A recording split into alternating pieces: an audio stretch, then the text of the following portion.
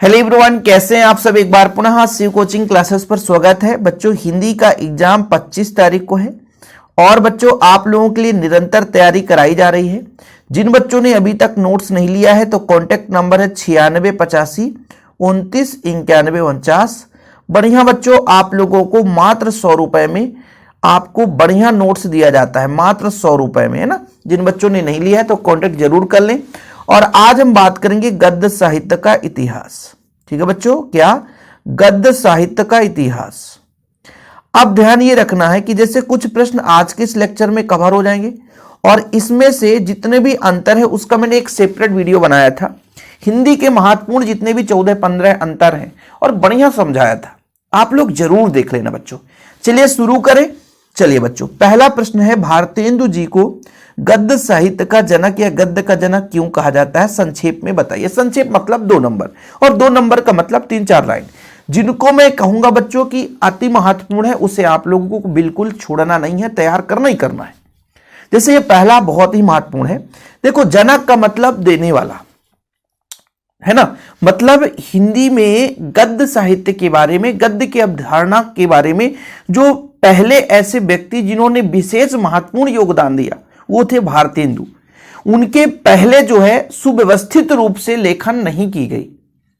देखो बच्चों, जैसे मान लीजिए किसी चीज का आप आविष्कार करते हो और उसके पहले भी थोड़ा बहुत उसके बारे में बताया गया था लेकिन सुव्यवस्थित नहीं बताया गया था और आपने आकर के उसके बारे में सुव्यवस्थित बताया तो फिर आप ही उसके जनक कहलाओगे, आप ही उसके हकदार कहलाओगे।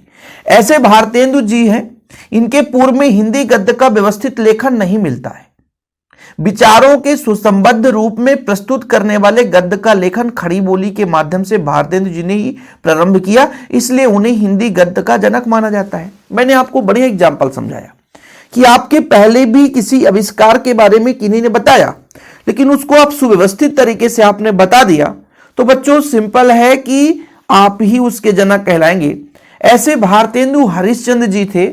इनके पूर्व जो गद्य की व्यवस्थित लेखन है वो नहीं हुआ था। इन्होंने बढ़िया सा अपने लेखन शैली में खड़ी बोली का प्रयोग करके और गद्य का लेखन प्रारंभ किया, इसी कारण से इन्हें जनक कहा जाता है। बहुत ही महत्वपूर्ण है। नाटक के तत्व लिखिए बच्चों, ये ऑब्जेक्टिव में पूछ देता है। कथा वस्तु, संवाद, पात्र एवं चरित्र चित्रण, भाषा शैली, अभिनेता और उद्देश्य। ठीक है, ये इनके तत्व हैं बच्चों। कई बार 2 नंबर में पूछ दिया जाता है नाटक के तत्व। तो आपका कथा वस्तु है ना, आपका चरित्र चित्रण, संवाद, भाषा शैली, अभिनेता और उद्देश्य। उद्देश्य सभी में जितने भी आपके हिंदी गद्य के विधा हैं उनमें सभी में बच्चों तत्व की बात करते हैं। तो आपका चरित्र चित्रण, कथा वस्तु, उद्देश्य सब में रहता है। तो नाटक के तत्व में कथा वस्तु, संवाद, पात्र एवं चरित्र चित्रण, भाषा शैली, अभिनेता, ये आप लोग तैयार कर लेना। ठीक है, पहला क्वेश्चन बहुत ही महत्वपूर्ण, ये भी महत्वपूर्ण है। अभी फिलहाल ये सारे इंपॉर्टेंट क्वेश्चन ही चल रहे हैं। ठीक है बच्चों, अगला है, हिंदी में नाटक सम्राट किसे कहा जाता है? कई बार ऑब्जेक्टिव क्वेश्चन पूछा गया है। ठीक है, नाटक सम्राट जयशंकर प्रसाद जी को कहा जाता है। ठीक है, उनके 2 नाटकों के नाम लिखिए। तो 2 नाटक बच्चों, चंद्रगुप्त है, ध्रुव स्वामिनी है ना। नाटक ही लिखना है, एकांकी मत लिख देना, समझ रहे हो ना। नाटक जो जयशंकर प्रसाद द्वारा रचित है या जयशंकर प्रसाद जी ने लिखा है। ठीक है, तो भाई हिंदी के नाटक सम्राट किसे कहा जाता है बच्चों? तो हिंदी का नाटक सम्राट जयशंकर प्रसाद जी को कहा जाता है। उनके 2 नाटक हैं, चंद्रगुप्त और ध्रुव स्वामिनी। चंद्रगुप्त और ध्रुव स्वामिनी बिल्कुल याद कर ही लेना, वेरी वेरी वेरी इंपॉर्टेंट। कई बार ऑब्जेक्टिव में पूछा जाता है कि हिंदी में नाटक सम्राट किसे कहा जाता है? तो किसे कहा जाता है? जयशंकर प्रसाद जी को। ठीक है बच्चों, कोई दिक्कत? इनके 2 नाटक है, एक चंद्रगुप्त और ध्रुव स्वामिनी। चलिए बच्चों आगे देखते हैं द्विवेदी युग की 4 विशेषताएं और आपके एग्जाम में कितने पूछे जाएंगे? 2 विशेषताएं। ठीक है बच्चों, द्विवेदी युग में क्या हुआ? समाज सुधार एवं राष्ट्रीय चेतना का विकास हुआ, भाषा शैली का परिमार्जन एवं शुद्धिकरण हुआ, गंभीर एवं विचार प्रधान गद्य के लेखन पर ध्यान दिया गया। इस युग के गद्य विशेषकार निबंधों में हास्य व्यंग्यात्मक शैली को अपनाया गया। तो इसमें से यदि आप 2 भी याद कर लेते हैं तो आपको बच्चों 2 ही विशेषताएं पूछे जाएंगे, 2 नंबर में पूछा जाता है। तो समाज सुधार यानी समाज में जो कमियां थी उसको दूर करने के लिए, समाज में जो कुरीतियां थी बच्चों उसको दूर करने के लिए कविताओं की गद्य की रचना की गई है ना। राष्ट्रीय चेतना जागृत करना, राष्ट्र के प्रति प्रेम, यानी जो द्विवेदी युग के कवि थे, लेखक थे, इन्होंने अपने गद्य में समाज को किस तरीके से उसमें व्याप्त कुरीतियों को दूर करें उसके बारे में लिखा, और अपने देश के प्रति प्रेम के बारे में, है ना, अपने देश के प्रति प्रेम, अपने देश के प्रति स्नेह, अपने देश के प्रति लगाव, इन चीजों के बारे में जागृत करने के लिए इन्होंने कहानी नाटक के माध्यम से प्रस्तुत किया। भाषा शैली का परिमार्जन, मतलब जो कठिन था, रूढ़ वर्ड थे, उनको सरल भाषा में उन्होंने व्यक्त किया बच्चों। शुद्धिकरण, जो गलतियां थी उसको शुद्ध रूप में बनाया। गंभीर एवं विचार प्रधान गद्य के लेखन पर ध्यान दिया, मतलब गंभीर किसी विषय पर, गंभीर जैसे कोई चीज आप हल्के में लेते हो क्योंकि वो हल्का कहानी है, लेकिन वो थोड़ा सा डीप में उसे सोचने योग्य तो वो गंभीर हो जाता है, विचार परक हो जाता है। जैसे आप कोई चीज आपके बात मतलब आपके पास रख दिया जाए तो आप उस पर सोचते हो, यदि सोचने लायक होता है तो गंभीर विषय, लोग कहते हैं ना भाई ये इस गंभीर मुद्दा है, इस पर जरूर हम, जैसे नशा देखो, आज हमारे समाज में नशा व्याप्त है तो ये गंभीर मुद्दा, इस पर विचार करना चाहिए। ठीक है, तो द्विवेदी युग में ऐसे ही मतलब जो हमारे कवि थे, लेखक थे बच्चों, इनके माध्यम से गंभीर एवं विचार प्रधान गद्य लेखन पर ध्यान दिया गया। तो 2-3 आपकी विशेषताएं हैं, 1-2 बार समाज सुधार, राष्ट्रीय चेतना जागृत करने का कार्य है ना, भाषा शैली का परिमार्जन, शुद्धिकरण, गंभीर एवं विचार प्रधान गद्य के लेखन पर ध्यान दिया गया। ठीक है बच्चों, चलो अगला प्रश्न बच्चों, इससे ऑब्जेक्टिव क्वेश्चन बनता है कि आधुनिक हिंदी में किस युग में कहानी का जन्म हुआ बच्चों। तो भारतेंदु युग में कहानी का जन्म हुआ था, जिसमें किशोरी लाल जी के द्वारा इंदुमती हिंदी की प्रथम कहानी मानी जाती है। तो भैया प्रथम कहानी लिखने वाले कौन है? किशोरी लाल जी हैं। इनके द्वारा जो कहानी, प्रथम कहानी कौन सी बच्चों? तो इंदुमती है। तो कई बार ऑब्जेक्टिव क्वेश्चन पूछा गया है, वेरी वेरी वेरी इंपॉर्टेंट। ठीक है, तो प्रथम कहानीकार किशोरी लाल हो जाएंगे और प्रथम कहानी हिंदी गद्य विधा की तो बच्चों इंदुमती हो जाएगी। ठीक है, शुक्ल युग की 3 विशेषताएं, शुक्ल युग की 3 विशेषताएं। शुक्ल युग में चिंतन परक मौलिक गद्य लेखन की परख दिया गया। इस युग में विविध विषयों पर गद्य रचनाएं लिखी गई। भाषा शैली में गंभीर और कसावट विद्यमान है। ठीक है बच्चों, ये उतना महत्वपूर्ण नहीं है, लेकिन भाई यार विशेषता तो पूछ देता है। यदि आपसे ना बने विशेषता तो थोड़ा बहुत इतना बता देना भाई कि इन्होंने भाषा शैली का परिमार्जित रूप का प्रयोग है ना, परिमार्जन रूप है। इतना आप कुछ ना बने तो इतना तो कुछ तो लिख के ही आना कि इस युग में, है ना, राष्ट्र के प्रति प्रेम का भाव है। ठीक है, मतलब जो हमारे लेखक हुए उनके माध्यम से राष्ट्र के प्रति राष्ट्रीयता की भावना का प्रेरणा दिया गया है उनकी रचनाओं में, है ना। थोड़ा बहुत देखो भैया, शुक्ल युग में चिंतन परक मौलिक गद्य लेखन, है ना, पर बल दिया गया है, यानी चिंता परक। अभी आपने इसके पहले क्या पढ़ा था? इसके पहले आपने पढ़ा बच्चों द्विवेदी युग, है ना। द्विवेदी युग में भी बोला गया कि चिंतन योग्य बातें लिखी गई। यहां पर भी चिंतन परक मौलिक गद्य लेखन पर बल दिया गया। इस युग में विविध विषयों पर गद्य रचनाएं लिखी गई। भाषा शैली में गंभीर और कसावट है। ठीक है, तो ये उतना महत्वपूर्ण नहीं है, लेकिन तैयार कर लेना। हाँ, अगला नंबर बढ़िया महत्वपूर्ण है। हिंदी निबंध के किस युग को स्वर्णकाल कहा जाता है? ठीक है बच्चों, तो ये जो हिंदी निबंध की बात कर रहे हैं ना, हिंदी निबंध के किस युग को स्वर्णकाल कहा जाता है? तो हिंदी के शुक्ल युग को निबंध का स्वर्णकाल कहा जाता है। याद रखना, बहुत ही महत्वपूर्ण क्वेश्चन है बच्चों। हिंदी के शुक्ल युग को निबंध का स्वर्णकाल कहा जाता है। इस युग में गंभीर विषयों पर विचार प्रधान। देखो बच्चों, अब देखो शुक्ल युग की यदि आप हिंदी निबंध किस युग को स्वर्णकाल कहा जाता है, इस प्रश्न को तैयार कर लिए तो विशेषता आपके शुक्ल युग का आसानी से याद हो जाएगा कि इस युग में गंभीर विषयों पर विचार प्रधान लेख प्रौढ़ शैली में लिखे गए हैं। मनोविकार संबंधित भाव प्रधान निबंधों के साथ आलोचनात्मक निबंध भी इस युग में लिखे गए हैं। समझ में आया? तो यही यदि आपसे एक प्रश्न बनना है तो दूसरा प्रश्न बन रहा है। ठीक है भाई, हिंदी के शुक्ल युग को ही निबंध का स्वर्णकाल कहा गया है। इस युग में गंभीर विषयों पर विचार प्रधान लेख प्रौढ़ शैली में लिखे गए हैं। मनोविकार संबंधित भाव प्रधान निबंधों के साथ आलोचनात्मक निबंध का भी इस युग में लिखे गए हैं या देखने को मिलता है। ठीक है बच्चों, शुक्ल युग के गद्य की प्रमुख विशेषताएं, अब वही है शुक्ल युग की 3 विशेषताएं, उसमें गद्य की 3 विशेषताएं। तो भाई जो आप शुक्ल युग की विशेषता होगी वही तो गद्य की विशेषता होगी, लगभग लगभग। इस युग में निबंध विचार प्रधान एवं सुव्यवस्थित हुए हैं। आपसे यदि वो चिंता परक है, विचार प्रधान है, लगभग सिमिलर है। समीक्षात्मक दृष्टि से स्पष्टता और संतुलन की प्रधानता रही है। पाश्चात्य और भारतीय समीक्षा का समन्वित रूप ग्रहण किया गया है। साहित्य का लक्ष्य लोक मंगल माना गया है। तो इसे आप लोग तैयार ना करना, लेकिन ये वाला प्रश्न बच्चों काफी महत्वपूर्ण है। ठीक है, क्वेश्चन तो बहुत सारे हैं, कहीं से भी पूछा जा सकता है, लेकिन ऐसे क्वेश्चन पढ़ना है जो कि एग्जाम में टकरा जाए। अब ये जो प्रश्न है इसे आप लोग नहीं छोड़ सकते, इसे आपको पढ़ना ही पड़ेगा, बहुत ही महत्वपूर्ण है बच्चों। ठीक है, बहुत ही महत्वपूर्ण है। देखो ये पेज भी उठ जाता है, ये देखो, कोई बात नहीं है। निबंध को गद्य की कसौटी क्यों कहा जाता है? तो इसका उत्तर देखिए कि इस कथन का तात्पर्य यह है कि पद्य की तुलना में गद्य रचना संपन्न करना दुष्कर कार्य है। ठीक है, क्योंकि अगर 8 पंक्तियों वाली कविता में यदि एक भी पंक्ति भावपूर्ण लिख दी जाती है तो कवि प्रशंसा का भागी होता है, परंतु गद्य के संदर्भ में ऐसा नहीं होता है। गद्यकार को एक एक वाक्य सुव्यवस्थित एवं सोच विचार कर लिखना होता है। उसी स्थिति में यदि गद्यकार प्रशंसनीय हो सकता है। गद्य में निबंध लेखन बहुत ही दुष्कर कार्य है। निबंध को सुरुचिपूर्ण, आकर्षक एवं सुव्यवस्थित होना चाहिए। इसी हेतु निबंध को गद्य की कसौटी कहा जाता है। आप अपने माइंड में समझो, इसमें यह बोला गया कि जैसे आप लोग किसी पद्य की रचना कर रहे हो, आप पद्य 8 लाइन, 10 लाइन, 15 लाइन लिखते हो, उसमें 1 से 2 लाइन भी बढ़िया भावपूर्ण हो, जिसका पर्याप्त निष्कर्ष निकलता हो, तो उसकी प्रशंसा हो सकता है। उसमें जो आपका कविता की रचना करने वाला है वो प्रशंसनीय कार्य करने योग्य हो जाता है, उसकी प्रशंसा का भागीदारी हो जाता है, मतलब एक प्रकार से प्रशंसा प्राप्त करने योग्य हो जाता है।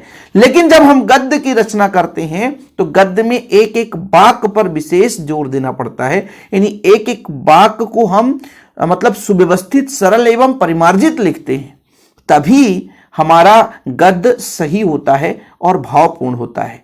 उसी गद्य विधा में जब हम निबंध लिखते हैं तो निबंध लिखना बहुत ही कठिन कार्य है। उसको एकदम रुचिपूर्ण, सुरुचिपूर्ण, मतलब उसे कोई पढ़े तो रुचि उसमें आए, आकर्षक हो, है ना, व्यवस्थित होना चाहिए, एक एक शब्द व्यवस्थित हो बच्चों। इसी कारण से गद्य निबंध को गद्य की कसौटी कहा जाता है। कसौटी का मतलब कठिन कार्य। ठीक है बच्चों, कि भाई गद्य में जब हम निबंध का लेखन करते हैं तो ये कठिन कार्य है, क्योंकि जब हम निबंध लेखन करते हैं तो सुरुचिपूर्ण मतलब रुचिकर होना चाहिए, आकर्षक होना चाहिए, व्यवस्थित होना चाहिए, सरल शब्दों में होना चाहिए, लोगों के समझने योग्य होने चाहिए। इसलिए निबंध लिखना थोड़ा सा कठिन कार्य हो जाता है। ठीक है प्यारे बच्चों, किसी को कोई problem? This is a question very very very very important board exam के हिसाब से। निबंध को गद्य की कसौटी क्यों कहा जाता है बच्चों? क्यों? क्योंकि जिस तरीके से यदि हम बात करें, कवि कविता लेखन करता है यानी पद्य की रचना करता है, तो पद्य यदि 8 लाइन है उसमें 1 लाइन भी सही यानी भावपूर्ण हो गया तो वो प्रशंसा का योग्य हो जाता है, प्रशंसा का भागी हो जाता है। लेकिन वहीं पे जब गद्य की रचना की जाती है तो गद्य में एक एक वाक्य सुव्यवस्थित सोच विचार कर लिखना होता है। और गद्य में भी वो आपका जब निबंध आता है बच्चों, तो निबंध बिल्कुल सुरुचिपूर्ण, आकर्षक और व्यवस्थित होना चाहिए। इसी कारण से भैया निबंध को गद्य की कसौटी माना जाता है। आगे चलते हैं बच्चों, ये सारे महत्वपूर्ण हैं। संस्मरण की प्रमुख विशेषताएं बताइए। एक संस्मरण का नाम लिखिए, कोई भी लिख देना।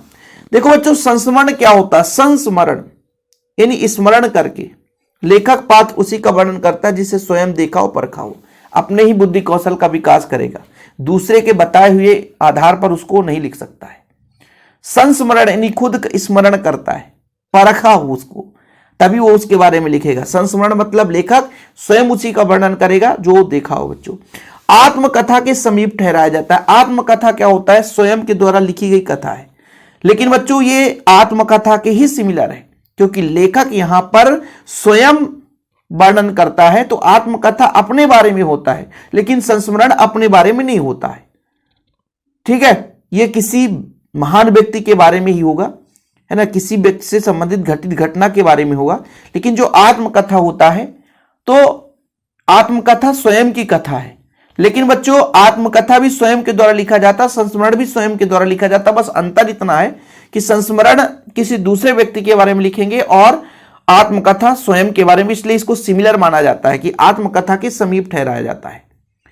इसका संबंध अक्सर महापुरुषों से होता है, जैसे महादेवी वर्मा, उपेंद्रनाथ आगे राहुल शंकराचार्य जाने माने संस्मरण लेखक हैं। महादेवी वर्मा द्वारा लिखित संस्मरण है पथ के साथी। कोई एक संस्मरण का नाम लिखना बच्चों, तो महादेवी वर्मा द्वारा यहाँ पर पथ के साथी, ठीक है। बाकी ये आपके संस्मरण लिखने वाले मुख्य रूप से महादेवी वर्मा है, उपेंद्र नाथ है, आगे हैं, ये आपके कुछ ऐसे लेखक हैं जिन्होंने संस्मरण की रचना की है। एक संस्मरण का नाम लिखना था बच्चों, तो यहाँ पथ का साथी महादेवी वर्मा, पथ का साथी या पथ के साथी, पथ के साथी। तो संस्मरण का मतलब आपने समझा क्या कि नहीं? लेखक उसी घटना का वर्णन करता जो स्वयं देखा हो, जो स्वयं परखा हो, यानी आत्म विचार किया हो, ठीक है। ये लगभग आत्मकथा के सिमिलर ठहराएगा बच्चों, ठीक है, क्योंकि आत्मकथा अपने बारे में कथा लिखता है लेकिन लेखक स्वयं लिखता है, संस्मरण भी लेखक स्वयं लिखता है, बस दूसरे के बारे में लिखता है, इसलिए आत्मकथा से मिलता जुलता है, ठीक है। इसका संबंध अक्सर महापुरुषों से होता है, महान पुरुषों से होता है। और एक संस्मरण का नाम लिखना था, तो आप कहोगे पथ के साथी, जिसको लिखने वाले हैं महादेवी वर्मा, ठीक बच्चों। कोई दिक्कत? तैयार कर ही लेना। रेखा चित्र संस्मरण में अंतर, इसको मैंने करा दिया था, और दो ही अंतर तैयार करना बच्चों। संस्मरण किसी विशेष घटना से जुड़ा रहता है, जबकि रेखा चित्र साधारण विषय पर जुड़ा रहता है। अभी आपने पढ़ा ना कि संस्मरण किसी महापुरुष के बारे में, महान पुरुष से संबंध रखता है। तो पहला अंतर तो आप आसानी से समझ गए होंगे बच्चों, संस्मरण की विशेषता से ही कि संस्मरण किसी महापुरुष के बारे में होगा, मतलब विशेष घटना पर होगा, और रेखा चित्र एक साधारण विषय पर आधारित है बच्चों, ठीक है। चलिए इसके बाद देखते हैं बच्चों कि संस्मरण में रचनाकार के वास्तविक अनुभव का समावेश होता है। वास्तविक मतलब कितना अनुभव और कितने अच्छे तरीके से लिख पा रहा है। वहीं पे रेखा चित्र में कल्पना की रंगीनी ओतप्रोत है, मतलब ऐसी चीजों की रचना कर दी जाए कि उसका चित्र आपके मन में बन जाए बच्चों, वो आपका रेखा चित्र कहलाता है। क्या कहलाता है? रेखा चित्र। यानी किसी घटना के बारे में आप जब लिख रहे हो तो उसको पढ़ते समय हमें ऐसा लगे कि उसका मतलब, जैसे किसी एक्सीडेंट के बारे में कोई कहानी बता रहा है तो ऐसा लगता हो कि हाँ भाई एक गाड़ी इधर से आ रही होगी, एक गाड़ी इधर से आ रही होगी, बीच में है ना जंपिंग रहा होगा, कट नहीं पाया, गाड़ी मुड़ गई और एक्सीडेंट हो गया, तो वो चित्र बनता है, तो रेखा चित्र कहलाता है। तो भाई संस्मरण में तो भाई बिना मतलब ऐसी कोई घटना हो जो कि किसी विशेष घटना पर हो और उसका चित्र भी ना बन रहा हो फिर भी बल दे, है ना, मतलब उसको उसकी तारतम्यता बनी रहे, इसके लिए थोड़ा सा विशेष लेखन की जरूरत होती है। और ये तभी हो सकता है जो वास्तविक अनुभव का समावेश हो, और इसमें कल्पना केवल रंगीनी ओतप्रोत होता है बच्चों, ठीक है। इसमें संस्मरण में आपका विवरणात्मक शैली का प्रयोग होता है, जबकि रेखा चित्र में चित्रात्मक शैली का। सबसे बढ़िया, संस्मरण में विवरण रहता है और रेखा चित्र में चित्र युक्त होता है बच्चों, तो इसलिए चित्रात्मक शैली है। संस्मरण में भाषा अभिधामूलक होती है, जबकि रेखा चित्र में भाषा सांकेतिक होती है। बाकी दो अंतर आपको लिखना है बच्चों, ज्यादा लंबा चौड़ा की बात नहीं करनी है। भारतेंदु युग के निबंध की विशेषताएं बच्चों, निबंध की विशेषताएं हैं, हालांकि भारतेंदु युग की विशेषता नहीं बोला गया, भारतेंदु युग के निबंध की विशेषता बोला गया, ठीक है बच्चों। तो भारतेंदु युग के निबंध रसों की अनुभूति कराने वाला है। इस युग में निबंधों में समाज सुधार एवं राजनीति की अधिकता है। बढ़िया सरल सरल दो तैयार करो ना। भारतेंदु युग के निबंध में बच्चों किसकी रसों की अनुभूति कराने वाली शिक्षाप्रद है, मतलब इसमें रस का बढ़िया प्रयोग किया गया है। और दूसरा है समाज सुधार राजनीति की अधिकता, है ना, देखने को मिलता है। राजनीति आलोचक आत्म चरित्र, ठीक है, इतिहास, समाज, धर्म, हास्य एवं मनोरंजन आदि विषय पर रचित थे। चलो दो विशेषताएं काफी सफिशिएंट है, दो विशेषताएं, ज्यादा पढ़नी नहीं है। निबंध जो भारतेंदु युग के निबंध में बच्चों रसों की अनुभूति कराने वाले तत्व मिलते हैं, शिक्षाप्रद है, मतलब बढ़िया रस का प्रयोग किया गया है। और बच्चों समाज सुधारक है ना, और राजनीति के क्षेत्र में विशेष रूप से अधिकता देखने को मिलती है, किसमें? भारतेंदु युग में बच्चों। तो दो विशेषताएं सफिशिएंट, ओके। हिंदी की कहानी की परिभाषा लिखिए, श्रेष्ठ कहानी की 4 विशेषताएं। अरे यार सर, कहानी की 4 विशेषताएं, अरे 2 विशेषता पूछा जाएगा, 4 विशेषता नहीं पूछा जाएगा, कोई बात नहीं। कहानी है क्या? कहानी कथा साहित्य का संक्षिप्त रूप है। कथा आप लोगों ने सुना होगा, सत्यनारायण की कथा गांव घर में भी प्रचलित है। तो कथा साहित्य का संक्षिप्त रूप, एक छोटा रूप है कहानी। कहानी मतलब किसी चीज का वर्णन जिसमें मानव की जिंदगी के हृदय स्पर्शी झलक बड़े ही सजीव ढंग से चित्रित की जाती है।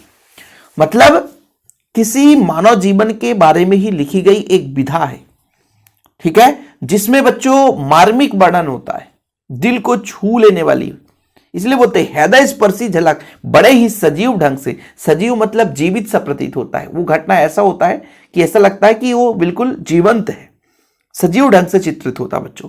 तो कहानी एक हिंदी गद्य की विधा है जो कि साहित्य कथा साहित्य का संक्षिप्त रूप है, जिसमें मानव की जिंदगी का एकदम हृदय स्पर्शी झलक बड़े ही सजीव ढंग से चित्रित रहते हैं। तो इसे जरूर याद कर लेना बच्चों, ठीक है। अब इसकी विशेषताएं कैसी है कि सरल है, सरस है, पात्रानुकूल शैली है, पात्रों का यथार्थ है ना, प्रभाव युक्त शैली है ना, तल स्पर्शी विवेचन, संक्षिप्तता।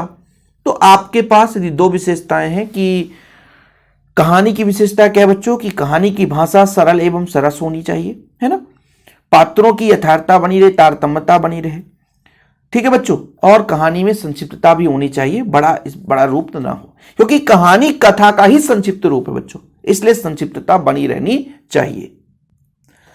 अब यहां पर कहानी के तत्व के बारे में यदि पूछा जाए तो वही आपका हो जाता है, पहले शीर्षक हो गया, कथा वस्तु, चरित्र चित्रण, संवाद, सब में रहता है, भाषा शैली और उद्देश्य और कथा वस्तु तो सब में देखने को मिलेगा, ठीक है बच्चों। तो कहानी के तत्व में हो जाए शीर्षक, कथा वस्तु, चरित्र चित्रण, संवाद, भाषा शैली, देश काल, वातावरण और उद्देश्य। ये आपको तत्व तो याद करना ही करना है। नाटक, कहानी, दो के तत्व आपको याद करना है, ठीक है। मैं ज्यादा के तत्व नहीं बोलूंगा बच्चों, तो नाटक और कहानी दो के तत्व आपको याद होने चाहिए। तो कहानी क्या हो जाएगा, शीर्षक, कथा वस्तु, चरित्र चित्रण, संवाद, भाषा शैली, ठीक है बच्चों, देश काल, वातावरण और उद्देश्य। इसके बाद उद्देश्य की बात करें भैया, तो थोड़ा सा यहां पर उद्देश्य का महत्व पूछा गया था। तो कहानीकार कहानी प्रारंभ करने से पूर्व उसके उद्देश्य को अपने मन मस्तिष्क में संजोए रहता है, वही कहानी सफल ठहराई जाती है जो किसी न किसी उद्देश्य को लेकर लिखी जाती है।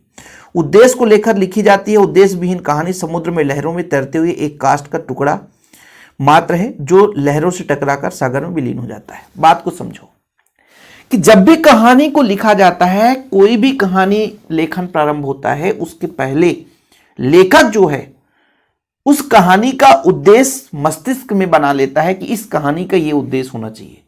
नहीं तो आप लिखने जा रहे थे तो कहीं के कहीं लिख दिए। भाई जैसे आपके पास कोई विषय वस्तु नहीं है, जब आप निबंध लेखन करते हो बच्चों, निबंध आता है ना, मुश्किल से 200 शब्दों में निबंध लिखने को आता है, तो पहले उद्देश्य लिखा जाता है। आप पहले रूपरेखा तैयार बनाते हो, प्रस्तावना में उद्देश्य लिखते हो, प्रस्तावना के बाद क्या क्या विषय में लिखना है उसका वर्णन करते हो रूपरेखा में, कि भैया जैसे पर्यावरण प्रदूषण का आया तो रूपरेखा, पर्यावरण प्रदूषण क्या है, प्रदूषण के प्रकार, प्रदूषण के हानि लाभ और उपसंहार। तो ये रेखा चित्र आपने बना लिया, एक प्रकार से माइंड में चित्र उकेर लिया।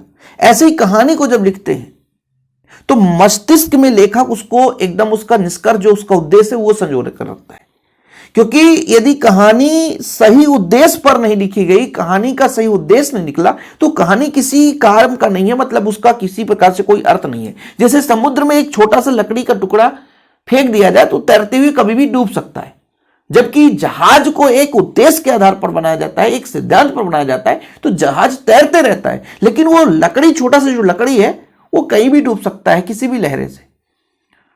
समझ में आ रही बात को?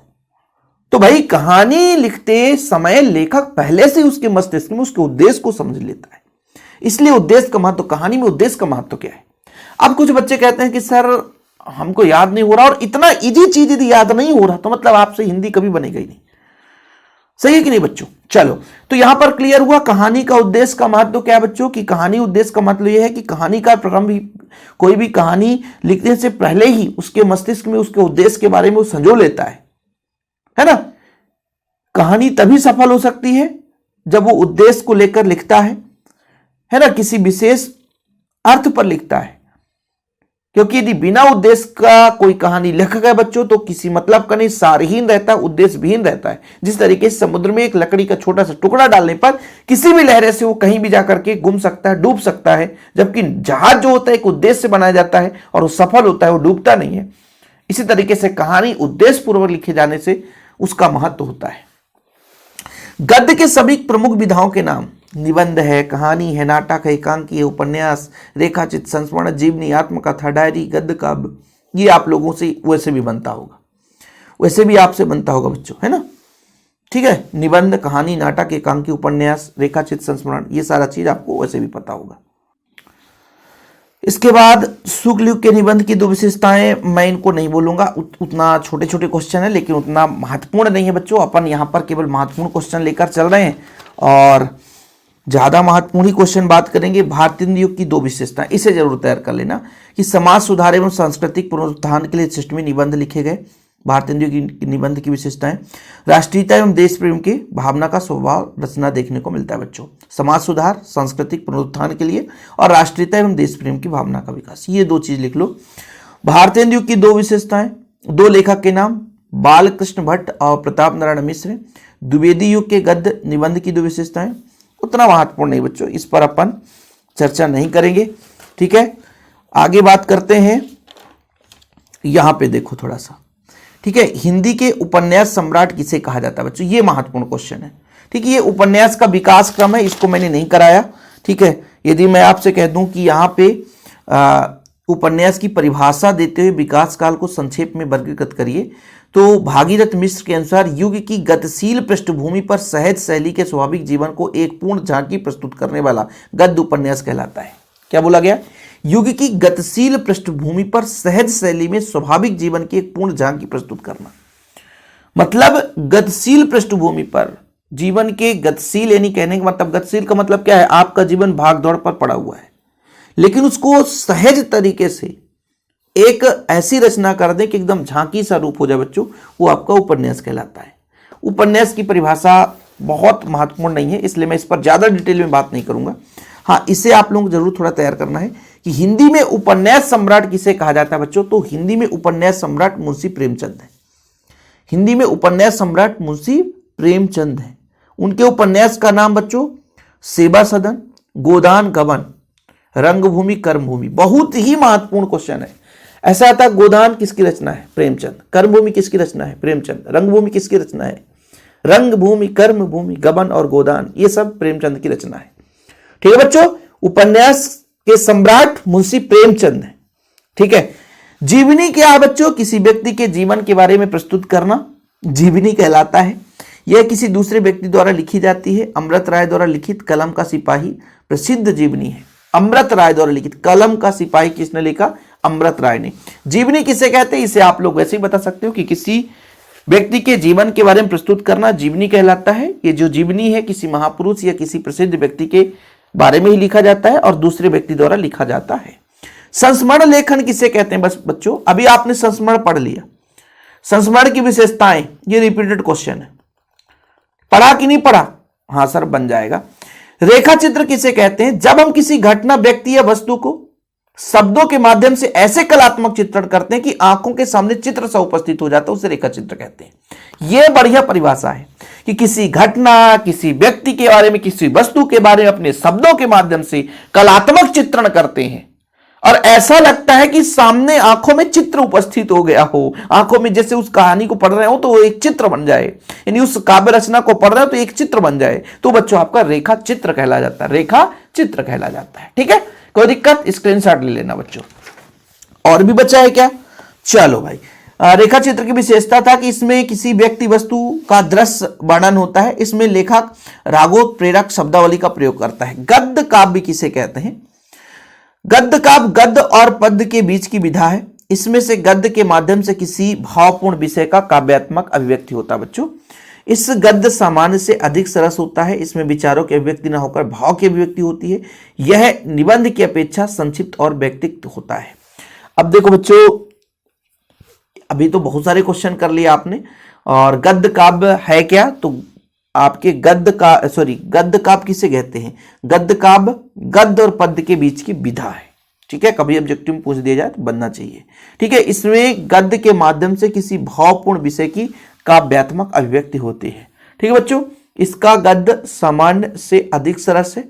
इसमें विचारों की अभिव्यक्ति न होकर भाव की अभिव्यक्ति। ये बच्चों, ये महत्वपूर्ण क्वेश्चन है, यहां से ऑब्जेक्टिव बना है। किसमें विचारों की अभिव्यक्ति न होकर भावों की अभिव्यक्ति होती है, तो आपका होता गद्य काव्य।